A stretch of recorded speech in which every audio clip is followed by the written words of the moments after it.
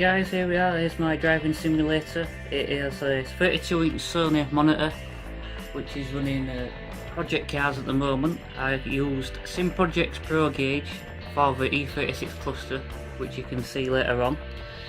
It's also got gauges from eBay. It's using a THRUSTMASTER TMX Wheel with the shifter and pedals. It has additional pedals buttons from Amazon. And in there there's a seat which I got from an Audi A3, just thought I'd add that in there to make it look a bit more nicer. Let's have a look inside.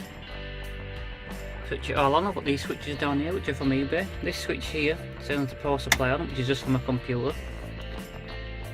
Then I switch this end switch on, which then turns on all the cluster.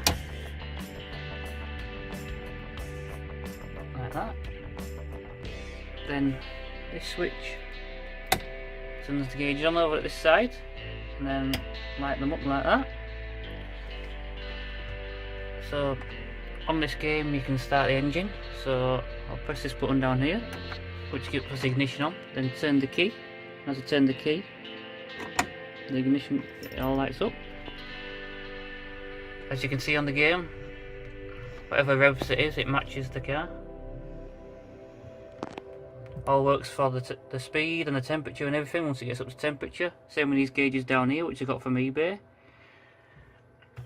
The gauge cluster's from an E36 and I'm using that SimProject's Pro gauge, which is rather good, and the system is very easy to use.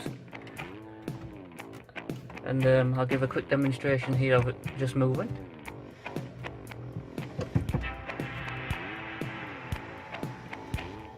There we are.